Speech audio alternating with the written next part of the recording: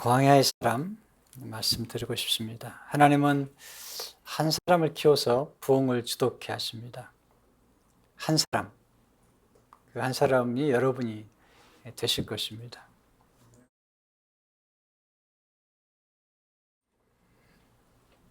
모세를 키운 것은 애굽의 궁중이 아니라 광야에서 키우신 것을 보게 됩니다. 하나님은 서두르지 않으십니다. 사람을 키울 때 서둘지 아니하시고 서서히 하나님의 사람을 키우신 것을 보게 됩니다. 모세가 광야 생활을 40년 동안 하게 됩니다. 그 궁중에 40년 동안을 보내고 40년 동안을 광야에서 보냅니다. 40이 되었을 때 성경은 그가 말과 일에 능했다, 탁월했던 거죠. 리더십이 탁월했고, 그리고 전쟁에 나가면 언제나 승리를 하고 돌아왔다고 얘기합니다. 40이 되었을 때 그는 생각하기를 하나님이 자기를 통해서 이스라엘 백성들을 구원할 거라는 생각을 하게 된 것입니다. 마침 하루는 나가서 자기 동족을 돌아보다가 애굽 사람과 싸우는 걸 보고 동족을 구원하기 위해서 애굽 사람을 쳐 죽이죠. 그리고 그 다음날 나갔더니 동족끼리 싸우는 거예요. 그래서 싸우지 말라고 부탁했더니 어제는 애굽 사람을 쳐 죽이더니 오늘은 우리를 죽이려고 하느냐. 그 얘기를 듣고 모세가 이제 자기가 사람을 죽인 것이 발각된 걸 알고 도망갔죠. 출애굽기 2장 15절을 보면 바로가 이 일을 듣고 모세를 죽이고 하자 찾는지라 모세가 바로의 낯을 피하여 미디안 땅에 머물며 하루는 우물 곁에 앉았더라. 미디안 땅, 미디안 광야에 들어가게 됩니다. 하나님 모세의 실패와 실수를 통해서 그를 광야로 보내시고 그리고 모세의 실패를 선용하심으로 그를 광야에서 키우신 것을 보게 됩니다. 여기서 첫 번째 교훈은 하나님 광야에서 부흥을 준비시키십니다. 부흥을. 순식간에 일어난 일이죠. 사람을 죽이고 바로 왕의 공주의 아들에서 갑자기 살인자가 됐고 그걸 미디안 광야로 쫓겨난 것입니다. 왜 이런 실수가 일어났을까요? 그 실수를 좀 돌이켜보는 것이 중요합니다. 제가 이미 목회하는 중에 2009년도에 제가 섬기던 교회 목회를 실패를 하고 8년 동안 목회했던 것인데 실패를 하고 그리고 이제 새롭게 출발할 때 제가 가장 중요한 것은 제 실패를 돌이켜보는 것입니다. 왜 실패했을까?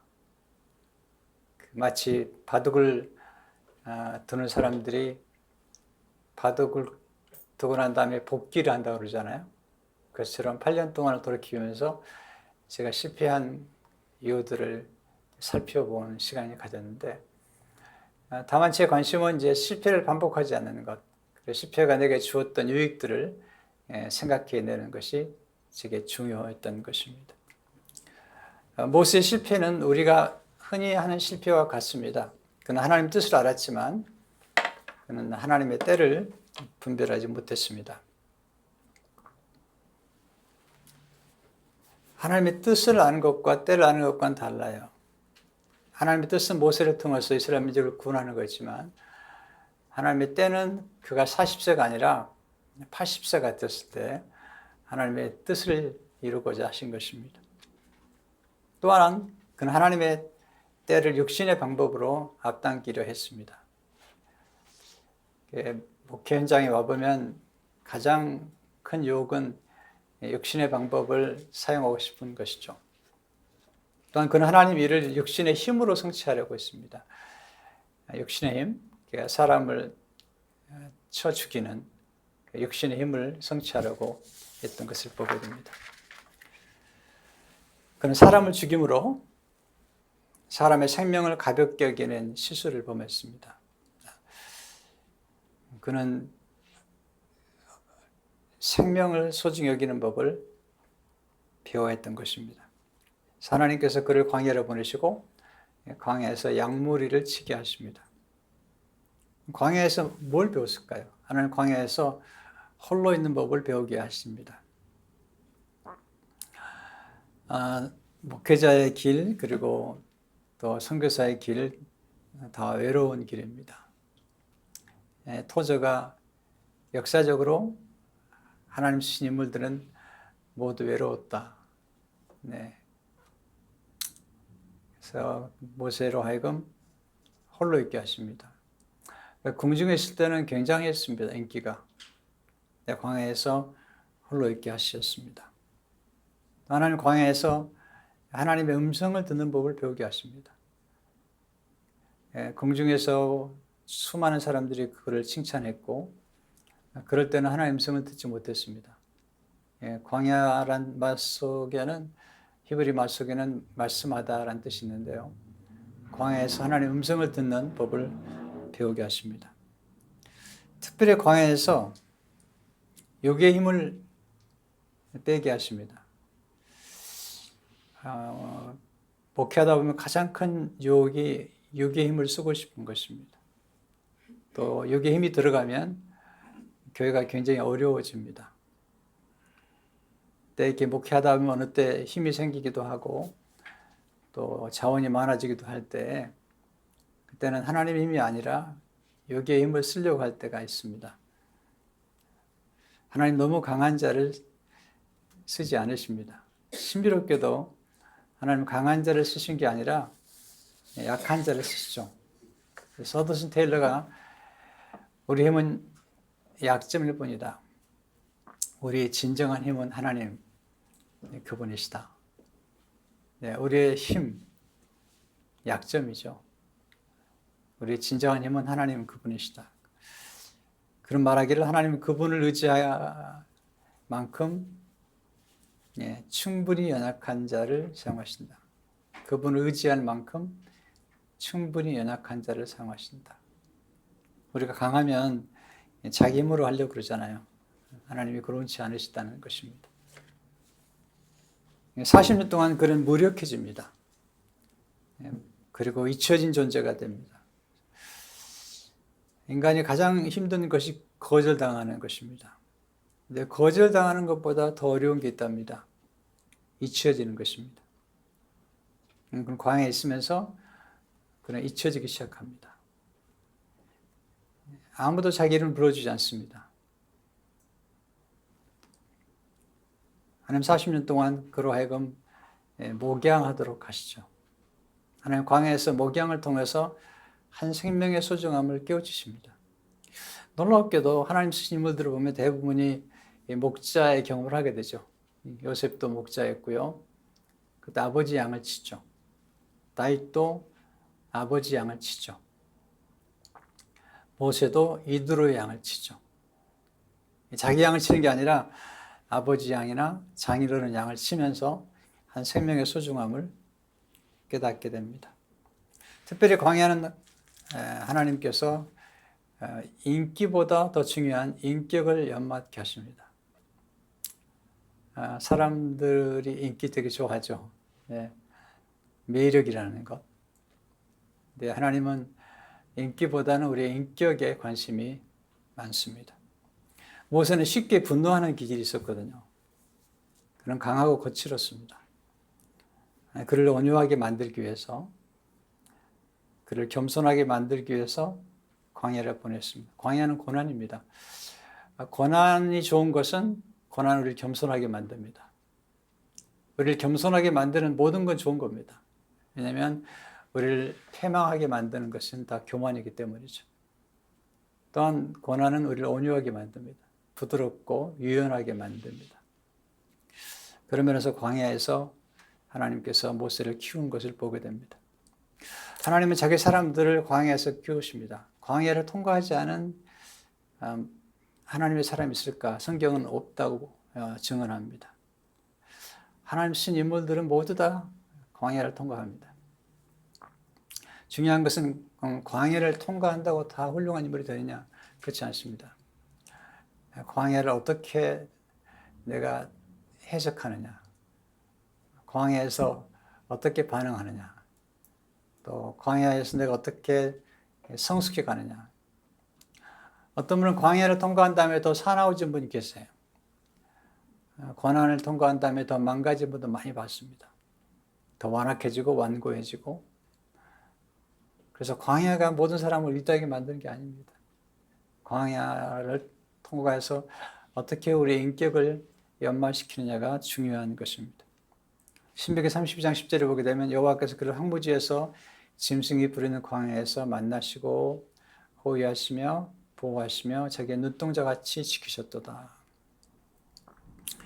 광야 40년이 지난 다음에 하나님께서 모세로 하여금 광야에서 놀라운 것들을 하나하나 경험하게 하십니다. 두 번째 우리가 배우는 것은 하나님 불을 경험하게 하심으로 부흥을 주도케 하십니다. 모세가 불을 경험하게 됩니다. 하나님 모세를 기다리셨습니다. 40년 동안 하나님을 서두르지 않습니다. 우리는 서두르지만 하나님 절대로 서두르지 않습니다.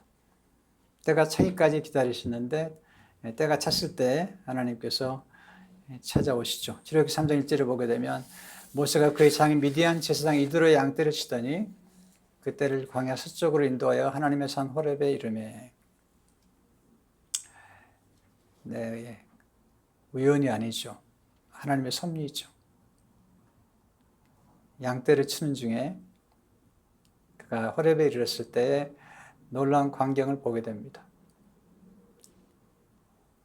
이절을 보시면 여호와의 사자가 떨기나무 가운데로부터 나오는 불꽃 안에서 그에게 나타나시니라. 그가 보니 떨기나무에 불이 붙었으나 그 떨기나무가 사라지지 아니하는지라. 여호와의 사자가 불꽃 안에서 나타났는데 뒤에 보시면 여호와라고 말씀하고 있어요. 3절에 보시면 이 모세가 이르되 내가 돌이켜 가서 이 큰 광경을 보리라. 떨기나무가 어찌 타지 아니하는가 하니 그때에 그가 자주 들렸던 호렙산인데 거기서 이제 불을 경험하게 되고요. 거기서 하나님의 음성을 듣게 됩니다. 경이로운 그리고 신비로움을 경험하게 됩니다.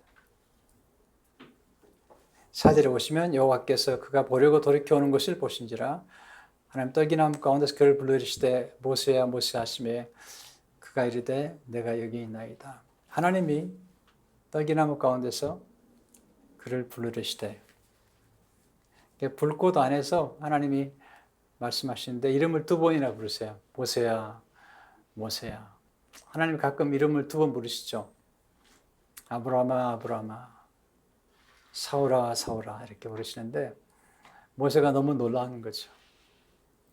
왜냐하면 40년 동안 모세가 자기 이름을 불러주는 사람을 못 만났어요. 집에서 가면 뭐 아빠 또는 당신 그렇겠죠.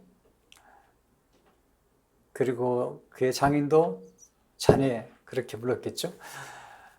근데 하나님이 찾아오셔서 모세 이름을 불러준 거죠. 자기도 잊어버린 자기 이름을 두 번이나 불러주십니다. 그러면서 그는 충격을 받습니다. 자기 이름을 불러주는 분, 자기를 아는 분, 그분을 만난 것입니다. 5절에 보시면 하나님 이르시되 이리로 가까이 오지 말라. 내가 선 것은 거룩한 땅이니 내 발에서 신을 벗어라. 우리가 이렇게 불을 체험해야 됩니다. 불을 경험하게 되면 어떤 일이 벌어지는가? 첫째로 불을 체험할 때 하나님을 경험적으로 알게 됩니다. 하나님을 아는 것과 하나님에 대해서 아는 것과는 다릅니다. 요한 23세가 그런 말 했죠.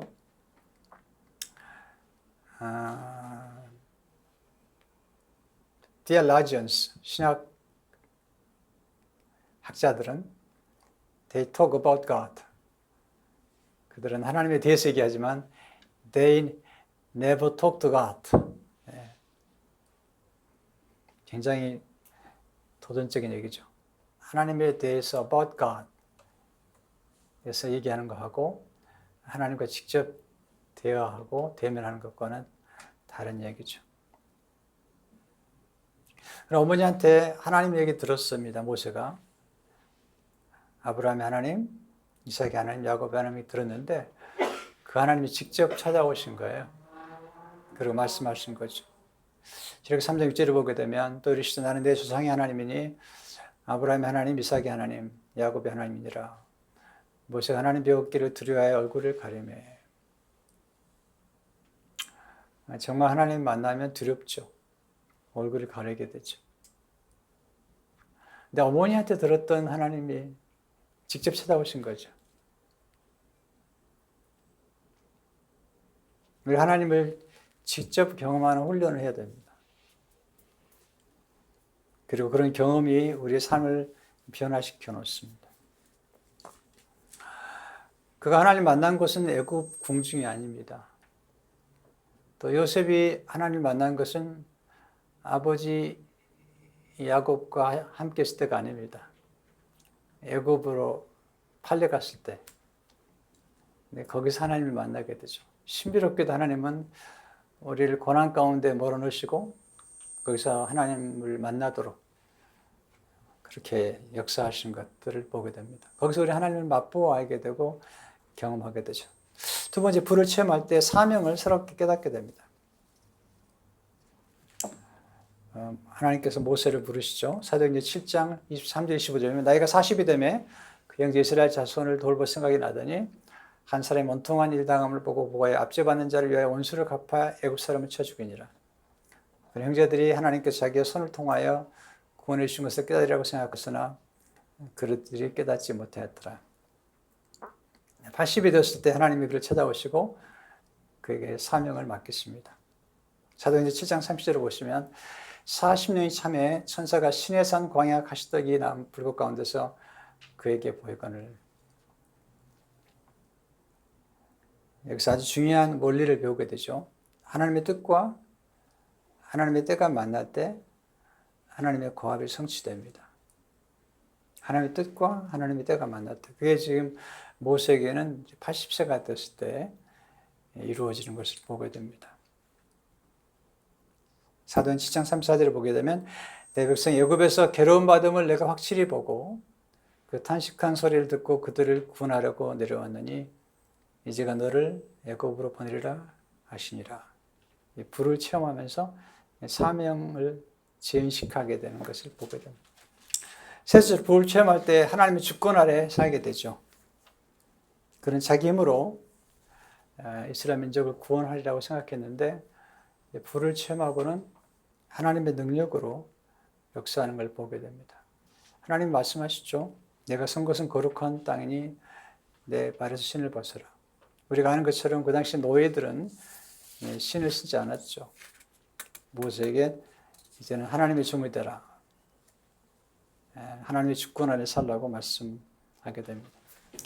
네 번째, 불을 체험할 때 육의 힘으로 할 수 없는 큰 일을 감당하게 됩니다. 모세가 육의 힘으로 한 것은 애굽 사람 한 사람을 쳐 죽인 것뿐입니다.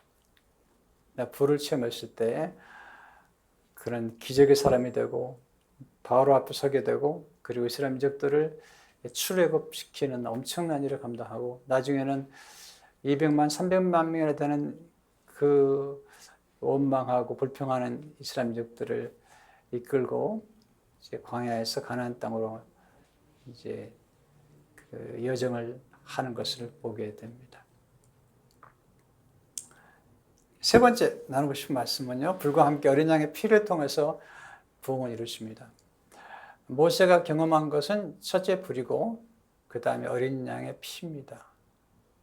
굉장히 중요합니다. 복음주의자들에게 이 어린 양의 피, 곧 예수 그리스도의 보혈을 상징하죠.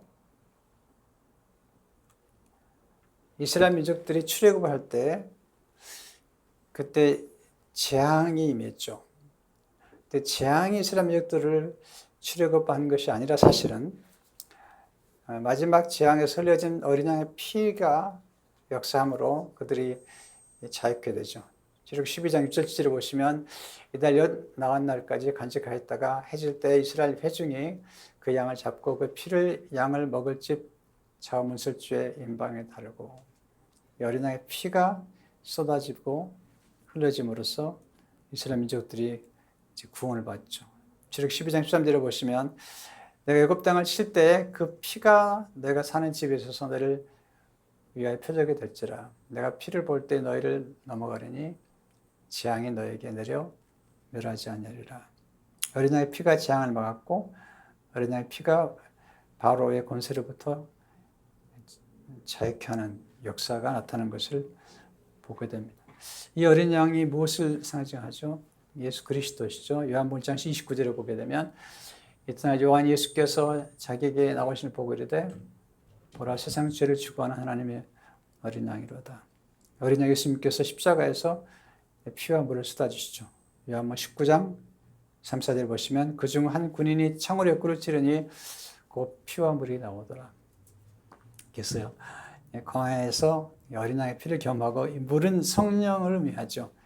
토저는 말하기를 성령은 하나님 아버지께서 그 자녀들에게 주신 선물이다.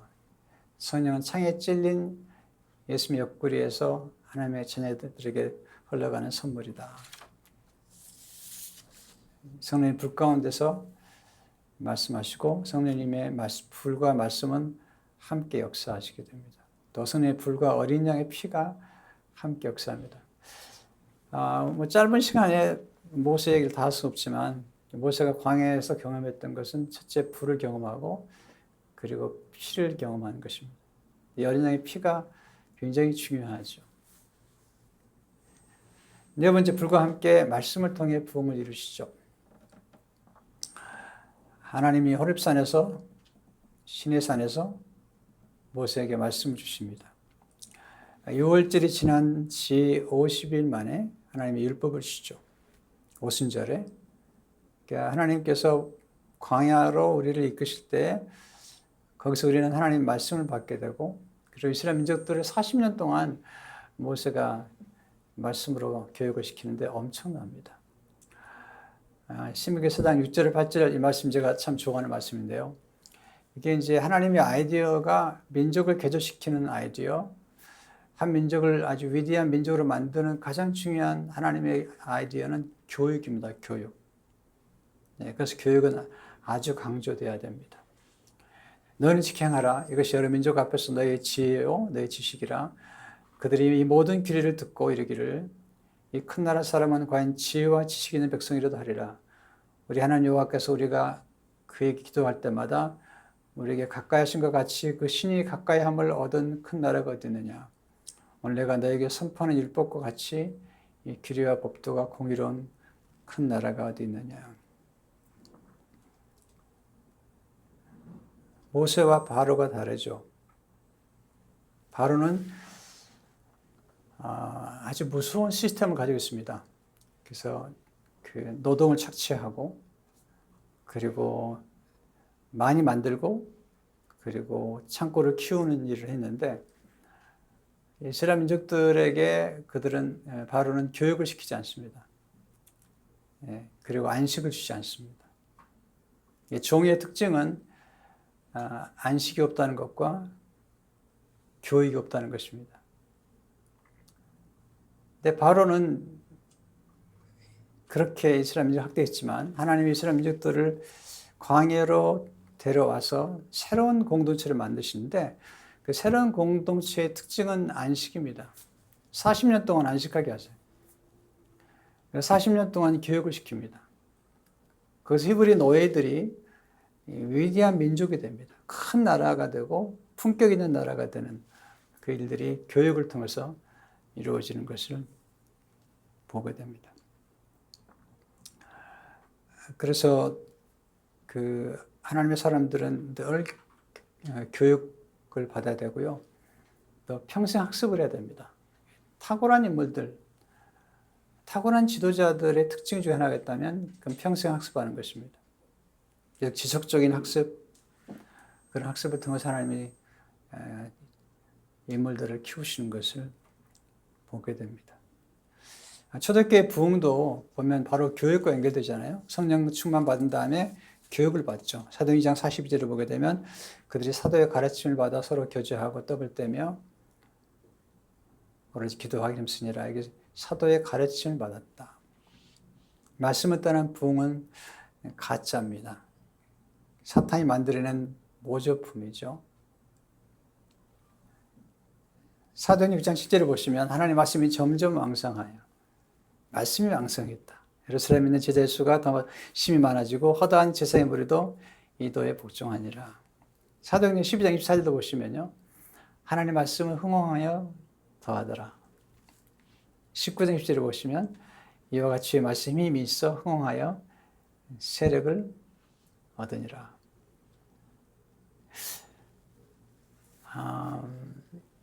그 목회자들이 또 선교사님들이 뭐가 제일 중요할까요? 공부를 하는데 어디에 중심을 두고 공부를 해야 될까요?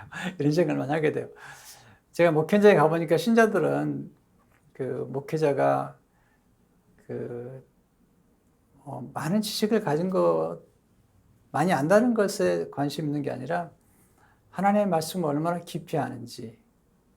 그러니까 성도들이 볼 수 없는 것을 말씀을 통해서 보게 해주고 성도들이 깨달을 수 없는 것들을 깨닫게 해줄 때 거기에 목회자의 권위가 있고 또 거기에 성도들이 목회자를 따르는 것을 많이 보게 됩니다.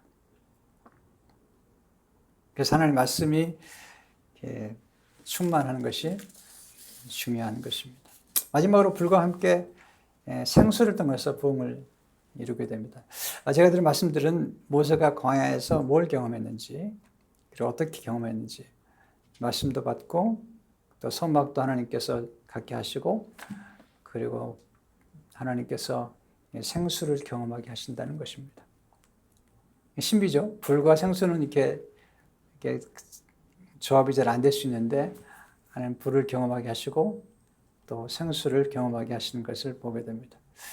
물이 없이 운망할 때 하나님께서 반석에서 물을 내게 하시죠. 출애굽기 17장째로 보면 내가 호렙산에 있는 그 반석이 거기서 내 앞에 서리니 너는 그 반석을 치라.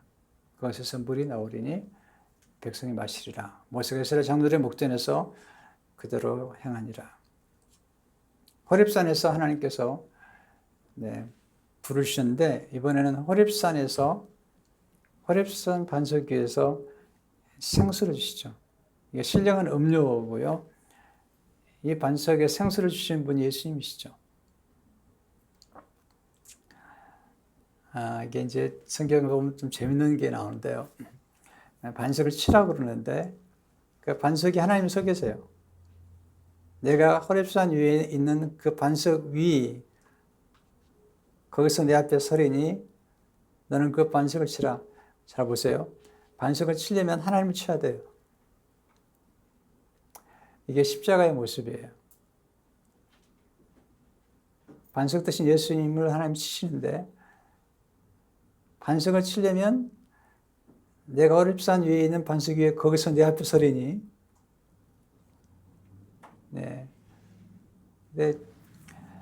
두 번째 이제 반석에서 물을 낼 때 하나님께서 말씀하시죠. 반석을 치지 말고 반석을 구하라. 근데 모세가 화가 나니까 그러니까 온유했던 모세가 화가 나니까 또 반석을 치죠. 두 번이나. 하나님께서 진노하셨어. 그래서 가나안에 못 들어가게 하시죠. 물론 가나안에 못 들어가게 하신 이유가 여러 가지 있어요. 그중 하나가 하나님께서 반석을 치지 말고 구하라 그랬는데 친 거거든요. 저는 신학자가 아닙니다. 그런데 목회자의 관점에서 말씀 보면서 깨달은 게 십자가는 한 번만 치심을 받아야 되고요. 그 다음부터는 십자가 앞에 나가서 구하면 됩니다. 반석은 한 번 치면 되고 그 다음부터는 구하면 되는 건데 모세가 두 번 친 거죠.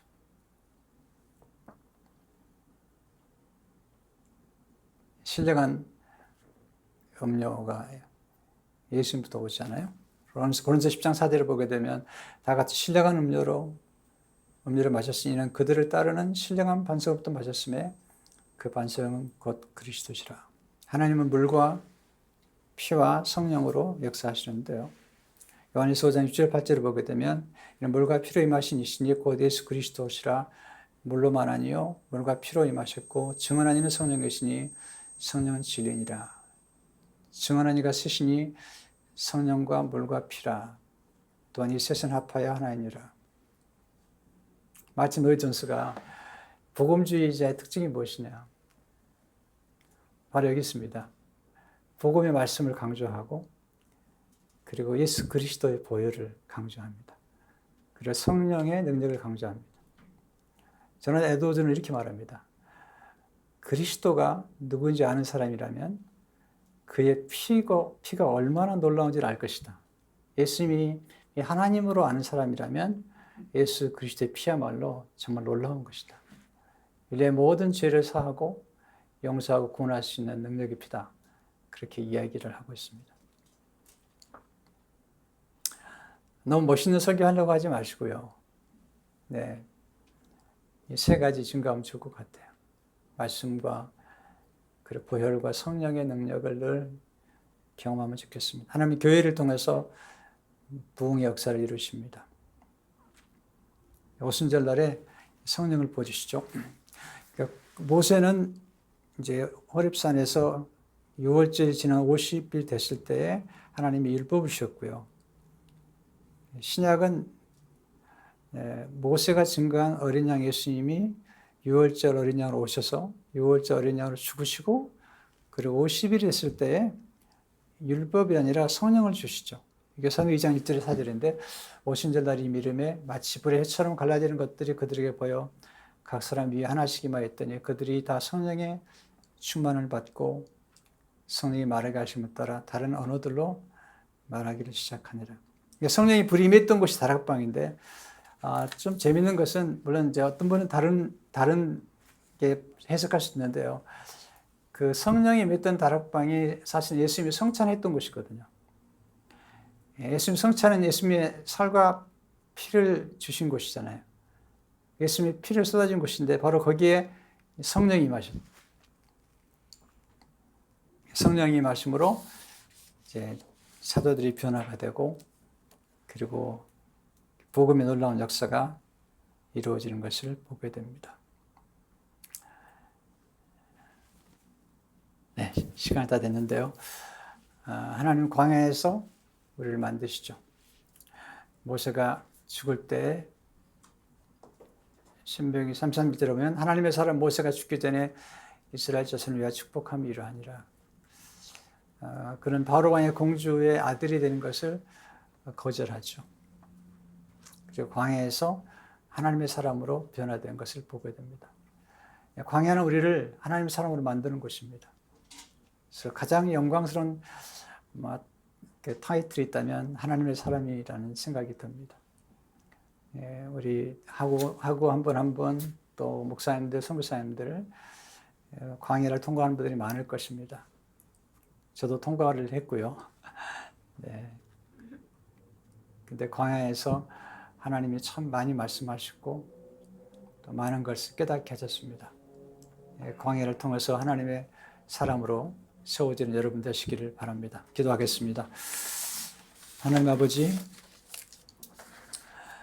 모세를 애굽 궁중에서 키우신 다음에 그를 바로 왕의 공주의 아들이 해서 하나님의 사람으로 만드시기 위해서 광야를 보내셨습니다. 하나님 광야의 훈련이 모세를 위대하게 만들었고 또 이스라엘 민족을 노예에서 위대한 민족으로 만들었습니다. 하나님의 사람을 만드는 광야를 소중히 여기고 또 광야가 찾아왔을 때에 너무 낙심하지 않냐고 광야에서 잘 훈련을 받음으로 하나님의 사람으로 쓰임받도록 축복해 주옵소서. 예수 이름으로 기도합니다.